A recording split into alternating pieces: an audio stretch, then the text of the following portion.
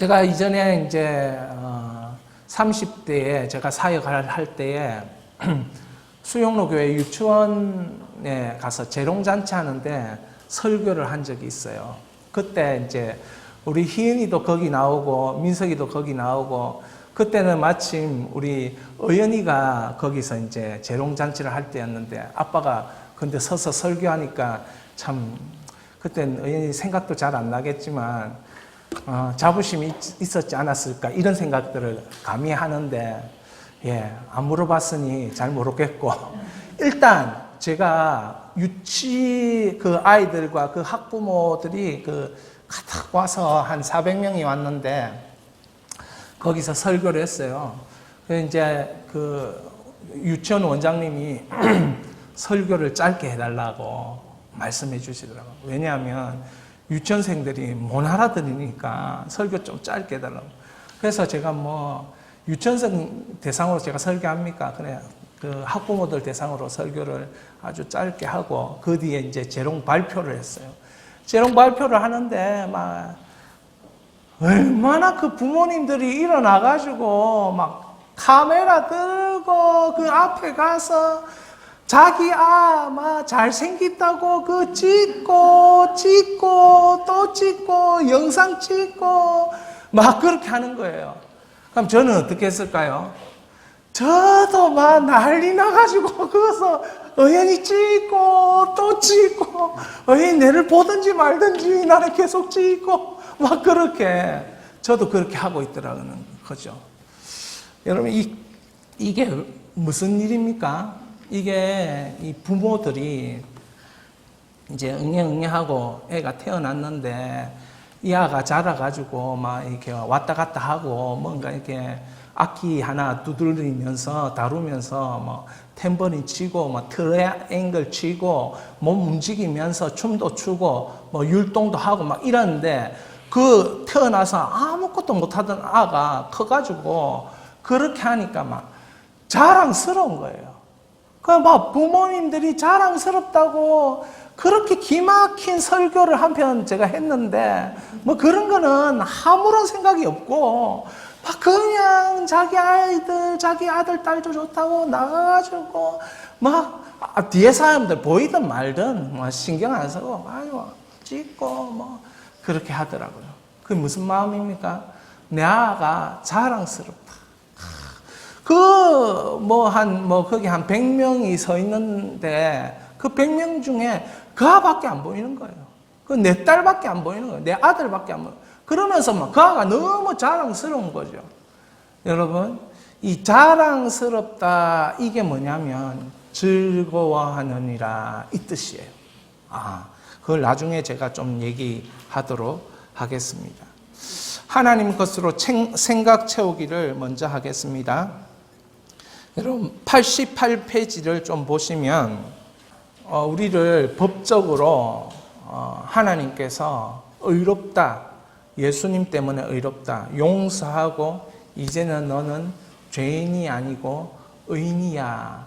너는 죄인이라는 존재에서 의인이라는 존재로 내가 바꿔버렸어. 이게 칭의인데 이건 과거에 일어나는 일입니다. 과거. 그리고 성화는 현재에 일어나는 일이에요. 현재.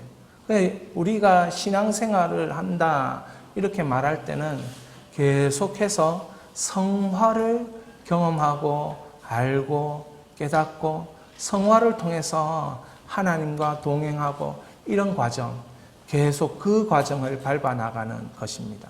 성화는 현재의 일이고 영화는 미래의 일입니다. 천국 가서 영화롭다, 영화롭다 이런 경험들을 하게 되는 것입니다. 자, 그래서 사도 바울은 우리 로마서 4장에서 칭의를 얘기하고 5장부터는 성화를 이야기합니다. 성화를 5장부터.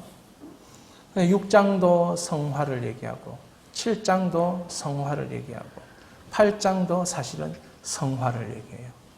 그러니까 이 로마서는 성화에 대해서 굉장히 많이 얘기하면서 이 성화를 이 땅 위에서 어떻게 살아낼 것인가. 12장에서는 영적 예배를 드림으로 성화를 살아내고 그 세상을 분별함으로 하나님이 기뻐하시고 온전한 뜻을 분별함으로 성화를 살아내고, 그러니까 장별로 성화를 어떻게 살아낼 것인지를 계속해서 사도 바울은 설명합니다. 왜냐하면 이 땅의 삶이 성도들에게는 누구보다도 중요하고 하나님에게도 중요합니다. 왜냐하면 이 땅은 하나님이 창조하시고 하나님이 계획하신 것이 이루어지는 땅이기 때문에 그것을 이룰 때는 성도, 하나님의 자녀들을 통해서 이루어 나가시지 않습니까? 그러니까 성화가 너무 중요하기 때문에 성화를 계속해서 사도 바울은 다룹니다. 그래서 성화를 위한 바울이 말하는 삶의 원리 훈련의 첫 번째가 뭐냐 하면 같이 읽겠습니다. 하나님의 영광을 바라며 즐거워하라, 자랑하라. 그 첫 번째는 하나님의 영광을 바라보며 즐거워하라, 자랑하라. 똑같은 말입니다. 똑같은 말인데, 자, 8절, 10절, 우리 본문 8절, 10절을 같이 그 네모 박스 안에 있습니다. 같이 읽겠습니다. 우리가 아직 죄인 되었을 때에 그리스도께서 우리를 위하여 죽으심으로 하나님께서 우리에게 대한 자기의 사랑을 확증하셨느니라. 10절입니다. 곧 우리가 원수 되었을 때에 그의 아들의 죽으심으로 말미암아 하나님과 화목하게 된 자로서는 더욱 그의 살아나심으로 말미암아 구원을 받은 것이니라. 아멘. 우리가 여기 8절을 보면서 줄치고 동그라미 해야 될 것들이 있습니다. 줄은 어디에 쳐야 되겠습니까? 제가 친절하게도 줄은 쳤습니다. 우리가 아직 죄인 되었을 때에, 우리가 죄인 되었을 때에 하나님은 어떻게 하십니까? 여러분 확증하십니다. 확증. 무엇을 확증합니까? 자기 사랑을. 죄인 되었을 때라는 것은 하나님 모를 때를 의미합니다. 하나님 모를 때. 여러분 하나님 모를 때가 여러분의 삶에 있었어요. 부모님의 뱃속을 통해서 나는 모태신앙이다 해도 그렇게 자라나도 하나님을 모를 때를 보내고 있는 거예요. 그래서 하나님을 예수님의 인격적으로 만나서 그분의 용서하심과 하나님이 나를 향해 의로운 자라 선포하기 전까지 그걸 내가 듣고 믿고 그 하나님과 동행하기 전까지는 자기는 죄인이었을 때를 거치고 있는 거예요. 그때 우리는 확증이라는 걸 받았어요. 하나님이시기 때문에 그때 확증하는 거예요. 우리가 생각해 볼 때 이거 확증이라는 거 서로 만나가지고 이렇게 손바닥이 딱 부딪혔을 때 확증 이런 식으로 생각할 수 있잖아요. 근데 하나님은 그 방법이 아니고 이미 너는 용서받았다. 이미 너는 의인이다. 창세 전부터 계획하고 선포한 확증이 하나님 혼자서 확증하신 거예요. 그게 놀랍죠. 설명이 불가능한 거죠. 야곱과 에서가 한 배에서 태어나잖아요. 한 배에서 태어나는데 선택받은 사람은 야곱이잖아요. 그러니까 이 하나님이 선택하시는 것, 이게 확증이에요. 확증. 내가 모르는 사이에 나는 하나님의 선택을 받고 여기까지 오게 된 것입니다. 자, 그런데 죄인 되었을 때에 이렇게 얘기하는데 그게 좀 더 정말 더 심화된 상태가 우리였다는 것을 사도 바울은 얘기하는데 10절에 보면 뭐라고 얘기합니까? 우리가 원수 되었을 때에 이렇게 얘기한다. 원수 되었을 때에. 원수 되었을 때에 하나님과 뭐하기로? 화목하기로. 누구 때문에? 아들 예수 그리스도 때문에 그런 거예요. 자, 우리가 구원받는다는 건 어떤 의미냐? 아, 난 구원받아서 천국 가. 이런 개념을 뛰어넘어서 하나님과 화목하게 되었다. 구원받아 천국 가는 미래지만 하나님과 화목하게 되었다는 성화에서 이 땅의 삶인 거예요. 현재인 거죠. 그러니까 구원받아 천국 가는 미래고 화목이라는 이 단어는 이 땅 위에서 하나님과 내가 화목하게 지낼 수 있는 성화의 그 과정 중에 가장 첫 번째 과정인 거예요. 이 구원받았다는 화목하게 하나님과 지내게 되었다. 이런 뜻이에요. 그러면 하나님과 화목하게 지낸 것이 안 될 때는 뭐가 있었겠습니까? 죄인이었을 때는 확증을 받았지만 그 죄의 문제를 처리하지 못했기 때문에 뭐였냐면 하나님의 진노가 그 사람에게 있는 거예요. 하나님의 진노가. 예수님을 인격적으로 만난 연후에야 우리는 하나님과 화목하게 되어서 이 땅을 살 때에 하나님의 것으로 채우며 산다. 이걸 그때서부터 이해할 수 있는 것입니다. 그럼 지금 여러분들은 하나님과 화목하게 되었고 하나님의 것으로 채워지는 삶을 누리고 있는 구원받은 하나님의 백성인 줄 믿기를 축복합니다. 자, 그래서 밑에 한번 우리가 함께 읽겠습니다. 하나님의 영광을 바라보며 하나님의 성품을 바라보며 하나님의 속성을 바라보며 인격적인 만남을 가질 때 하나님을 즐거워하고 자랑하게 된다. 여러분, 이 말이 무슨 말인지 이해가 가시죠? 하나님 영광을 바라본다는 건 어쩌면 좀 모호할 수 있습니다. 하나님 영광. 아, 내가 하나님 영광을 바라본다는 게 뭐지? 이런 질문을 할 수 있어요.